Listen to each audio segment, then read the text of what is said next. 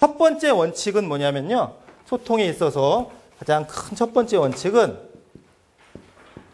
이건 꼭 기억하셔야 돼요.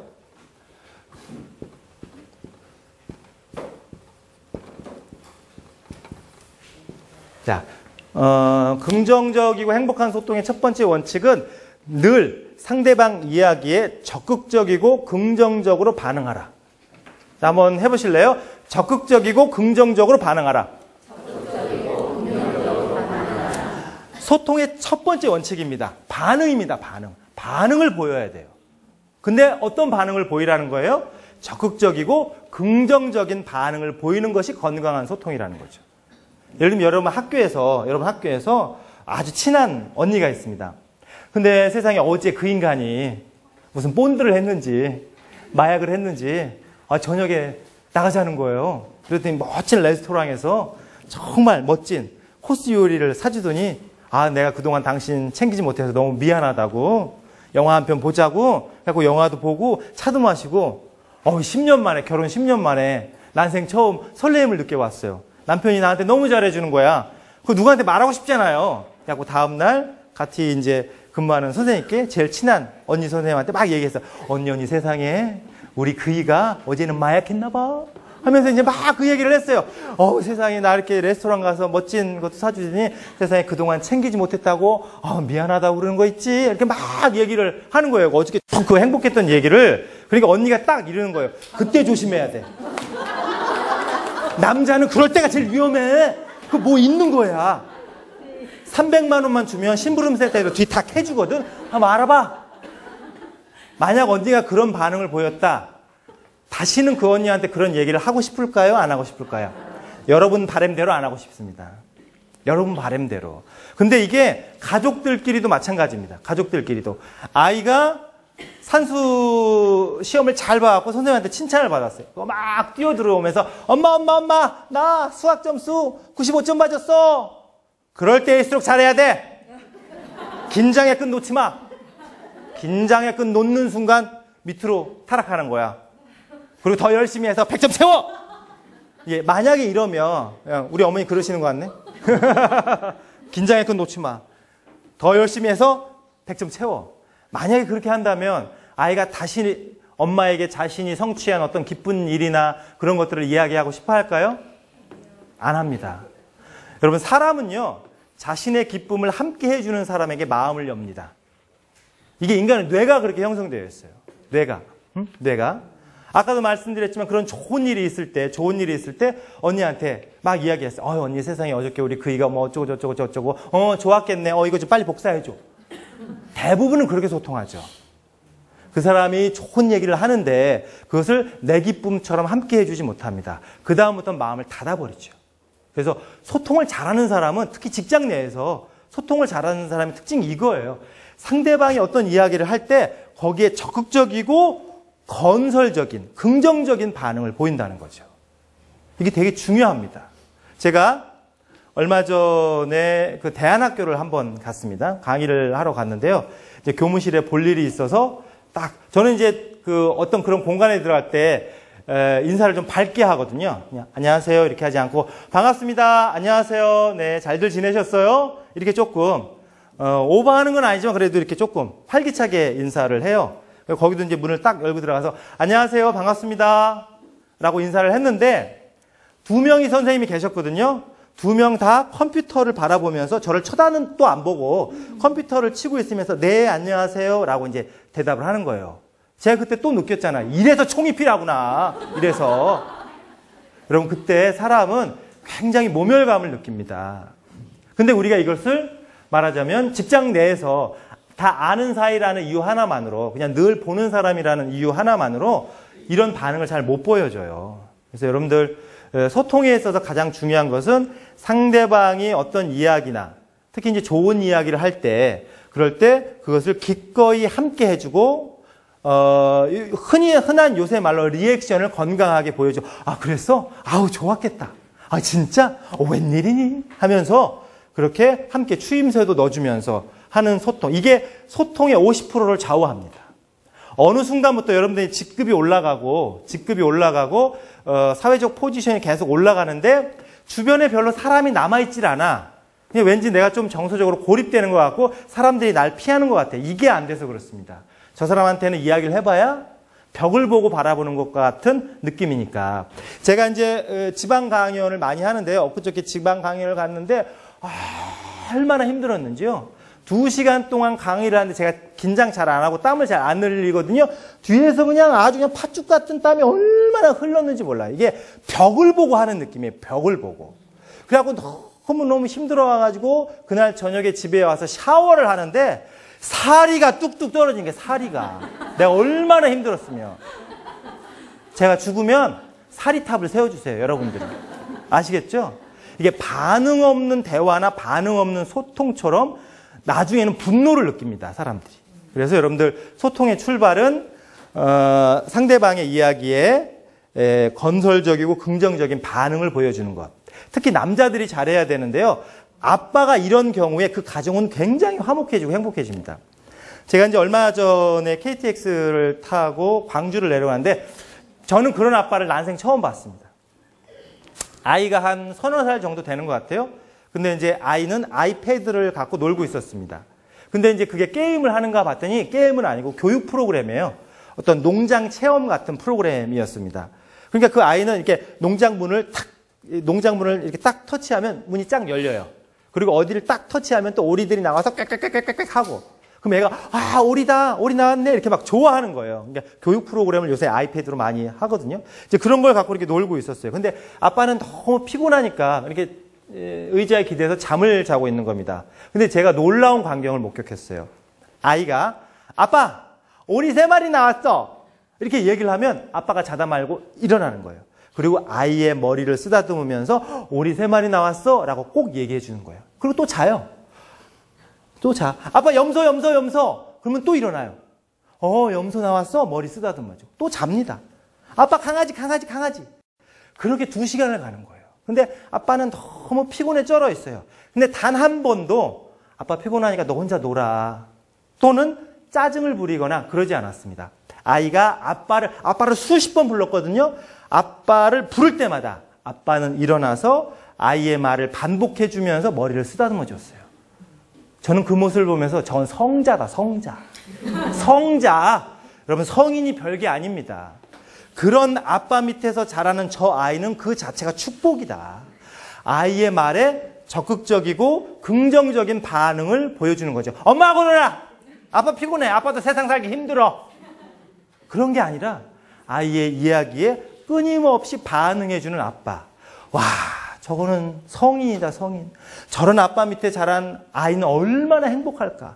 여러분, 아이가 어려서부터 부모로부터 건강하고 긍정적인 반응을 받고 자라면 본인이 소중하다고 느낍니다. 저는 아이들이 아빠나 엄마를 부를 때 그 뉘앙스만 들어도 어떤 모자 관계인지 어떤 부자 관계인지 알 수 있습니다.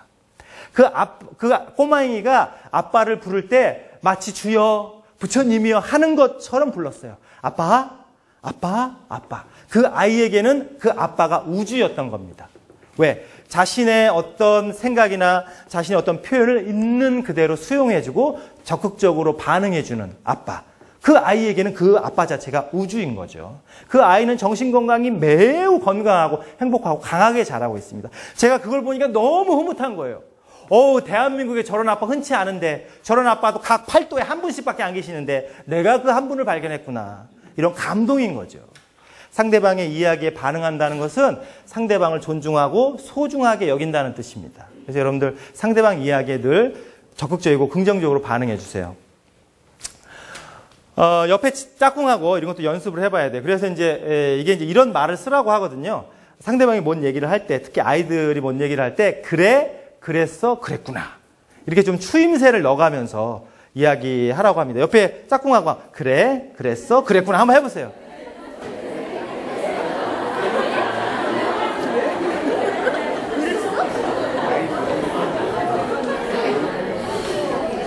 네. 그래, 그랬어, 그랬구나. 여기 앞쪽에 계신 두 분 선생님께서 너무 잘하셨는데요. 가증스럽습니다. 꼭 여러분들 농담이고요. 꼭 그래, 그랬어, 그랬구나라는 단어를 쓰라는 게 아니에요. 아이가 이야기를 할 때 눈을 맞추면서 거기에 호응해주고 반응해주라는 거죠. 동료끼리도 마찬가지입니다. 동료끼리도. 언니. 나 남편 몰래 바람 피웠거든? 너무 짜릿해. 그랬니? 그랬어? 야, 나도 한번 해보자, 얘. 인생 뭐 있니? 짜릿하지 않니? 도파민 나오지 않니? 엔돌핀 나오지 않니? 우리 개 묻자. 바람 피는 개 묻자. 뭐 어쨌든지 간에 농담으로 말씀드렸지만 상대에게 반응을 보이라는 거예요. 그리고 이제 두 번째 소통에 있어서 중요한 것이 이것과 관련돼서 언어의 동기화입니다. 언어의 동기화. 한번 따라해 보실래요? 언어의 동기화. 상대방 이야기를 반복해 주라는 겁니다. 소통을 잘하는 소통의 달인들이 주로 하는 거죠. 예를 들면 여러분이 그 인간하고 백화점에 쇼핑을 하러 갔습니다. 이렇게 딱 가다 보니까 너무 예쁜 신상 가방이 있는 거예요. 그래서 가방을 보면서 이렇게 얘기합니다. 와, 이 가방 너무 이쁘다. 서로 존중하고 부부끼리 사랑하는 관계에서는 와이프가 이 가방 너무 이쁘다 라고 얘기하면 남편이 그 말을 받아서 예쁘네 라고 얘기해 준다는 거예요. 와이프가 쓴 단어를 남편이 반복해 준다는 뜻입니다. 이 언어의 동기화거든요. 근데 이제 대부분 여러분들처럼 전투회로 사는 부부들, 군대 동기죠? 네. 전우회로 사는 부부들은 와이프가 가다가 이 가방 너무 이쁘다 라고 이야기하면 남편이 더럽게 비싸 보이는구만. 꼭 봐도 너는 분수도 모르고 어떻게 그런 걸 보니? 지금 대한민국 경제 성장률 2.5%야. 글로벌 위기야. 정신 똑바로 차려. 쓰는 언어가 이질적이라는 거예요. 그래서 미국의 가트만 교수라고 그 부부 심리 치료의 대가, 부부관계의 대가인데요. 이 사람은 부부끼리 대화하는 걸 5분을 찍어요. 비디오로. 그리고 그 5분을 딱 판독을 해보면 이 부부가 5년 안에 이혼할 확률을 95%까지 맞췄대요. 여러분들 한번 찍어서 제가 판독해 드릴까요? 네. 95%는 아니어도 저는 한 80% 맞출 수 있습니다. 그건 뭐냐면 대화의 질, 어떤 단어를 주로 쓰고 있는가가 부부의 관계의 성패를 좌우한다는 거죠. 그 중에 핵심이 뭐냐면 서로 존중하고 사랑하는 부부는 언어의 동기화가 이루어진다는 겁니다. 서로 쓰는 단어를 비슷하게 되받아 준다는 거예요. 여러분 아이들한테도 마찬가지입니다. 아이가 학교 갔다가 막 뛰어들어오면서 엄마 배고파 하면서 들어와요. 엄마 배고파 하면서 들어와요. 그러면 여러분들은 뭐라고 대답해 주시겠어요? 그렇게 하죠. 엄마 배고파 하면서 들어오면 아유 우리 아들 배고파, 우리 딸 배고파 이렇게 대부분 이야기합니다. 엄마가 그러니까 뛰어다니지 말라고 했지. 배 꺼져. 쌀은 땅을 파면 나오는 줄 알아? 너 긴장의 끈 놓지 마. 세상 살기 힘들다. 이렇게 하지는 않잖아요. 제가 이제 어디 가서 이 말씀을 드렸어요. 아이가 배고프다고 뛰어들어올 때 뭐라고 대답하느냐. 한 아빠가 이렇게 대답한대요. 엄마 올 때까지 기다려라. 그래서 총이 필요한 겁니다. 네. 어쨌든 그게 언어의 동기화입니다. 상대방 이야기를 반복해 주는 거예요. 반복해 주는 거. 제가 여러분들 이거 지방을 폄하하는 건 절대 아니고요. 금산 아니죠. 논산에서 실제로 체험했던 일입니다. 그날 이제 논산시청 강의가 있었어요. 그때 이제 그 소통법에 대해서 강의를 하기 위해서 이제 터미널에 딱 내렸는데요. 택시를 타려고 지갑을 딱 여니까 수표밖에 없네. 100만 원짜리, 1000만 원짜리. 여러분들도 그렇죠? 네. 수표 열어보면, 지갑 열어보면 수표 뭐 100만 원짜리, 1000만 원짜리밖에 없잖아요. 그 이하는 다 푼돈이잖아. 옆에 사람 줘버려요, 그냥. 옆에 사람 다 주워버리세요. 그래갖고 이제 딱 열어보니까 수표밖에 없어가지고, 좀 잔돈을 좀 찾아야 되겠다고 한 것이 5만 원짜리를 찾은 거예요, 또. 이런 빠가가 어디 있습니까? 그래갖고 안 되겠다 싶어가지고 안에 이제 들어가서 직원한테 10,000원짜리로 바꿔야 되겠다 해서 5만원짜리를 건네주면서 그 여직원에게 이렇게 얘기했어요. 10,000원짜리를 바꿔주세요. 이렇게 했어요. 그럼 대부분은 그냥 네 하거든요. 근데 그 여직원은 이렇게 얘기했어요. 10,000원짜리를 바꿔주세요. 그랬더니 받으면서 10,000원짜리로 바꿔드릴까요? 이게 언어의 동기화입니다. 내가 한 말을 반복해 주는 거예요. 그때 너무 기분이 좋죠. 네, 바꿔주십시오 했더니 5만원짜리를 10,000원짜리로 바꿔서 건네주면서 그 다음 멘트가 중요해요. 또 필요하신 거 있으세요? 얼굴은 30점, 친절은 200점. 네, 정말 그 흔치 않은 일이에요. 흔치 않은 일입니다. 제가 그래서 그 얘기를 논산시청 가서 했어요. 근데 논산시청은 전국의 지자체 중에 유일하게 친절국장님이라는 그 직책이 있더라고요. 친절국장님. 그래갖고 논산의 캐치프레이즈가 친절도시래요. 왜 그렇게 정하셨습니까? 그랬더니 여기가 이제 훈련소도 있고 해서 군사도시라 이미지가 좀 딱딱해서 이게 좀 전국에서 가장 친절한 도시를 만들고 싶다. 근데 중요한 건 뭐냐면 그 직원도 교육을 받은 것 같아요. 고객의 이야기를 반복해 주는 걸로 봐서 매우 철저하게 교육을 받은 것 같습니다. 여러분들이 가장 좋아하는 언니들이 있거든요. 콜센터 언니들. 네, 그래갖고 그 콜센터 언니들한테 전화를 합니다. 66 사이즈를 시켰는데 77 사이즈가 왔어요. 그러면 항의를 하기 위해서 콜센터에 전화를 하지 않습니까? 그러면 전화를 해서 막 항의를 합니다. 그러면 대부분의 언니들이 이렇게 얘기합니다. 고객님, 66 사이즈를 신청하셨는데 77 사이즈가 가서 화가 나셨다는 거죠? 이렇게 대부분 이야기하죠. 왜 그렇게 할까요? 상대방 이야기를 반복해주면 그 분노의 감정이 50%가 다운됩니다. 50%가 가라앉아요. 그래서 기계적으로 훈련시키는 겁니다. 상대방 이야기를 그대로 반복하라고.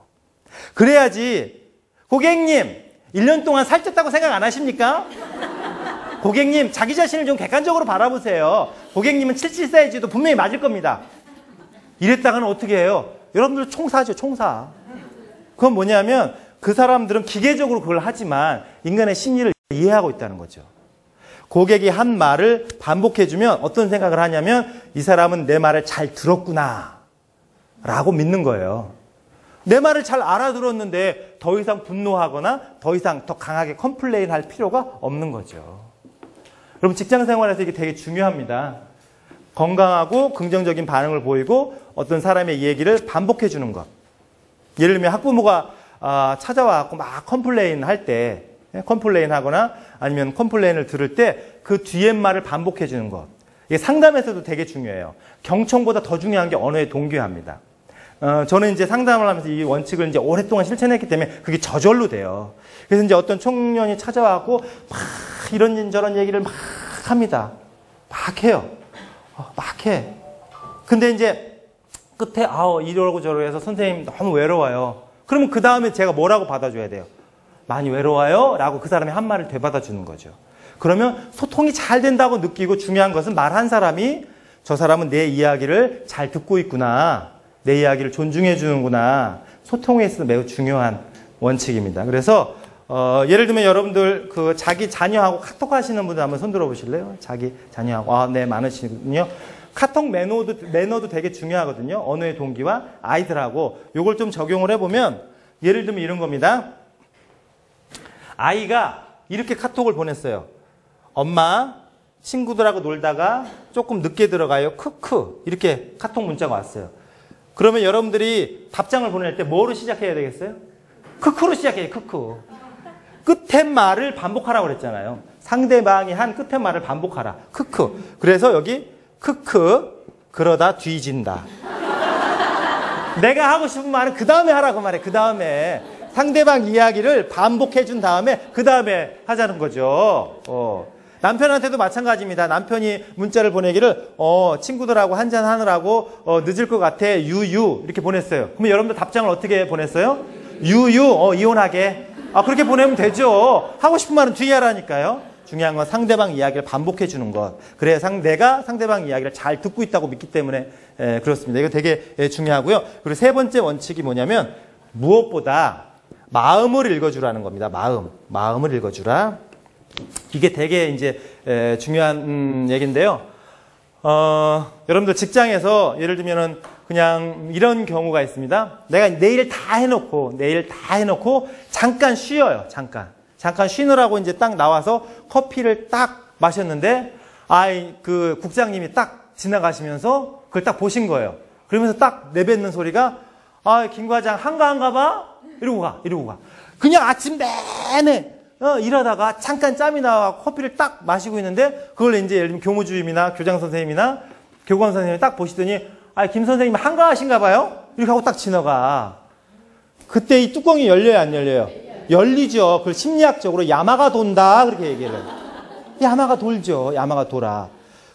여러분, 그런 야마가 돌면 누군가에게 막 그 얘기를 하고 싶잖아요. 근데 이제 또 나랑 친한 선생님이 딱 앞을 지나가는 거야. 그래갖고 세상에 내가 오전 내내 이렇게 열심히 일하고 잠깐 짬이 나서 커피 한 잔 마셨거든? 근데 교장 선생님이 지나가시면서 나보러 한가하니 그렇게 이렇게 막 동료 선생님한테 막 얘기를 했어요. 동료 선생님이 이러는 거예요. 원래 또라이야. 원래 나한테도 그랬어. 라고 막 이런 식으로 반응을 해줘요. 흔히 여러분들 생각하기에 맞장구를 쳐준다고. 그 선생님 맨날 그래. 좀 또라이야. 그러면 여러분들 분노가 가라앉을 것 같죠? 안 그렇습니다. 분노가 더 커집니다. 분노가 더 커집니다. 총 사러 가자. 이렇게 되는 거죠. 그때 중요한 건 뭐예요? 그때 중요한 게 마음을 읽어주는 겁니다. 어떻게 마음을 읽어줘야 될까요? 억울하겠다. 속상하지. 이렇게 하는 겁니다. 맞아. 그 인간 또라이야. 당신한테만 그러는 게 아니라 나한테도 그랬어. 나도 당했어. 그게 아닙니다. 그 사람 마음을 읽어주라는 거예요. 아니 열심히 오전 내내 일하다가 잠깐 짬이 나가지고 커피 한 잔 마시는데 그걸 보고 교장 선생님이 한가하신가 봐요?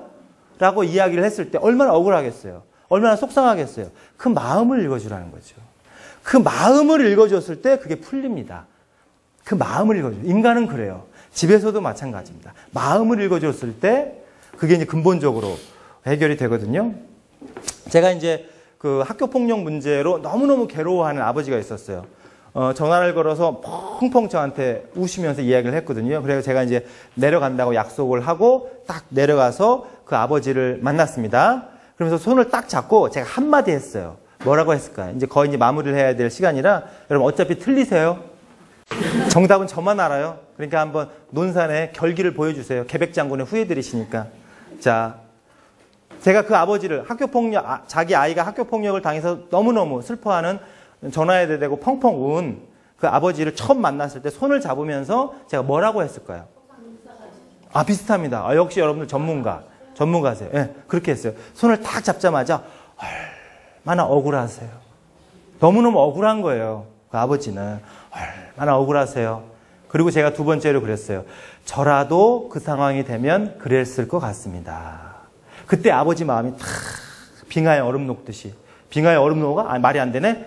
네, 봄날 얼음 녹듯이 탁 녹아가지고 그 문제가 너무너무 원만하게 해결이 됐거든요.